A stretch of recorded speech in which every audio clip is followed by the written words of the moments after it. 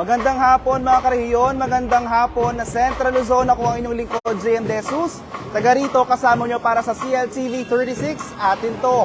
April 29 na po at bandang 3:20 na po ng hapon at live na live po tayo ngayon dito sa Amphitheater ng SM Pampanga. At kung nagtataka kayo kung ano po ginagawa namin dito, syempre, nakaabang din po tayo dito sa pinakaihintay na Music Festival na Castaway 2023 na gaganapin nga po dito sa SM Pampanga. At makikita natin, handang-handa na, all set na itong gagawing konserto ngayong gabi. Kaya naman ang seguridad, din natin kung ano bang paghahanda, ano pa yung mga dapat gawin, mga hindi dapat dalhin upang mas maging maayos ang pagsasagawa natin ng Castaway 2023. Sa ngayon, makakausap natin ang Assistant Mall Manager ng SM Pampanga na si Ms. Charm Bacani upang bigyan tayo ng update at paalala upang masigurado ang kaligtasan natin. Ms. Charm, magandang hapon po. Magandang hapon. Masasabi po ba natin na 100% handang-handa na ang SM Pampanga dito sa Castaway 2023? 101% ready na tayo, sir, sa gagawin nating Castaway Music Festival. In a while, sir, mag-accept na tayo ng ating mga customers. We are expecting already may mga nakapila na. So maya-maya lang, makakapag-accept na rin tayo ng mga customers natin. Nakita natin mga kanina pa, mga bandang alauna, 2:00, talagang nagsisidatingan na. Nasa loob lang sila ng mall, no, ma'am? Tama po. Kaya ito, pumipila na yung iilan dito. Mama, nakita namin magkahiwalay ang entrance ng VIP tsaka Gen. Pakipaliwanag naman natin to para alam po ng mga pupunta. Tama po. Dalawa po ang ating sector dito sa concert natin tulad po ng mga nakasanayan natin previously. Meron po tayong area para sa mga VIPs natin and then also the Gen Ed. So for VIP po, we are expecting both sold out pala, just to mention, we are sold out at Gen Ed tickets and also the VIP tickets po natin. So ma'am, ilan po yung inaasahan natin na darating? Kasi for sure, hindi lang po mga taga Pampanga ang pupunta dito, kundi meron pa po mga Metro Manila, ilang katabi mga probinsya natin. Tama po. 25,000 Gen Ed tickets po ang na-sold out at around 15,000 tickets naman po sa VIP. So, as mentioned, sold out po. Kaya napakasaya po namin sa nakuha po naming suporta dito sa pang-8 anibersaryo po ng Castaway Music Festival for SM. Ayan, nakita natin, sobrang successful nito dahil nahinto lang ito ng panahon ng pandemya. Alam mo, Ma'am Charm, unang-unang Castaway, nandito ako talagang malaking kasiyahan ang naidudulot ito sa mga kabataan. Bata pa ako noon. At ngayon, Ma'am, kasi nakapila na sila, ano yung mga dapat nilang dalhin sa entrance? Meron ba silang kailangan iwanan? Meron ba silang iwasan na dadalhin? Para po sa safety ng lahat, of course, hindi po natin i-allow.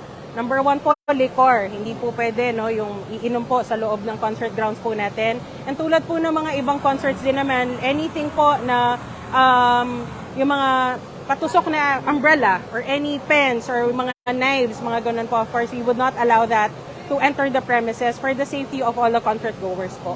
So ngayon mga kabalen, kung kayo ay papunta na dito, iwanan nyo na sa sasakyan dahil talagang kukumpiskahin at papaiwanan ito sa entrance. At ngayon ma'am, sobrang excited na kami kasi meron tayong mga naka-line up na medyo talagang mabigat yung line up natin ngayong gabi. Pwede ba natin sabihin sa kanila kung ano yung mga abangan nila, sino yung mga banda, mga magpo-perform ngayong gabi?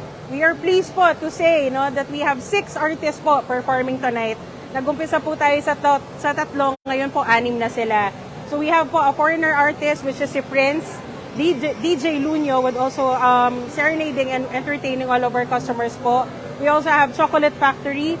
We also have, sino pa to mga to? The Ones, December Avenue, yun po yung mga, and Rocksteady. Yun, 6 na artist po tayo tonight. Ayan, makita natin, kompleto, Ricardo, mga karehiyon. Kung ikaw yung heartbroken o ikaw naman ay talagang gusto magsaya lamang, pumunta ka na dito, At ma'am, ano naman yung mga talagang abangan pa natin kasi balita namin, hindi lang ito yung kaisa-isang Castaway dito na gagawin natin. Kumbaga, 4 po ito. Una lang ito, mga karehiyon. Una po ito. So, we are also inviting, ito po ang first leg ng Castaway Music Festival po natin. Susunod na po dito si SM San Fernando Downtown. We also have SM City Talabasagan and also SM City Clark, sir. Ma'am, kasi yung mga tatlong susunod natin, ito sold out na. Paano sila makakapag-secure ng tickets? Saan sila kukuha? Dito lang ba sa mall? Para masigurado na ayos yung sa mga susunod na leg. We are encouraging all of the customers po to visit all of the mentioned malls. May 3 pa po tayo dito sa Pampanga. All you have to do po, for a single receipt worth 1,000 or accumulated, magkakaroon na po kayo ng Gen Ed ticket. And for 3,000 pesos naman po yung VIP naman po natin. So, kung gusto po, pwede nyo pong i-check yung mga Facebook pages ng mga nasabing para po dun sa mga redemption booth. And then they could visit there and exchange all of the receipts that they have. So, for example, sir, kakain. Ayan. So ngayon ma'am, kanina tayo bago magsimula, nagkaroon tayo ng pagpupulong dito kasama ang BFP, PDRMO at ang PNP. So ngayon ba masabi natin yung seguridad naman dito sobrang safe na? Yes po, sir. Sinigurado po talaga natin yan. And we would like to take this opportunity again, sir, to thank all of the friendly forces that we have from PIDEA, from City of San Fernando. Okay, ma'am, sige po, pag-usapan natin Apa. ulit, no? Yung seguridad kasi nagkaroon tayo ng pagpupulong bago itong interview na ito. Yes, tama po. So again po, muli po namin pinapasalamatan. This is our 8th year and for those 8 years po, hindi po kami binigo ng ating mga friendly forces. So we have BFP, PNP, PIDEA, CDRRMO, PDRRMO, at yung mga kapulisan po natin, no, sila po talaga yung sobrang naging supportive po sa atin. Just to ensure that we would have a very secure and at the same time, very entertaining concert po for all of our shoppers. Ayan, nakapanayan po natin ang Assistant Mall Manager ng SM Pampanga na si Miss Charm Bacani.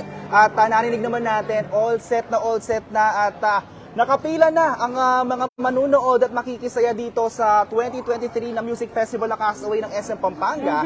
At kaya naman inaabangan na namin ang pagdating ninyo at tumpik-tumpik pa at pumila na kayo dito dahil unahan ito mga karehiyon upang kayo ay makapag-experience ng kakaibang concert na inihahandog nga ng SM. At nabanggit nila kanina, 6 ang mga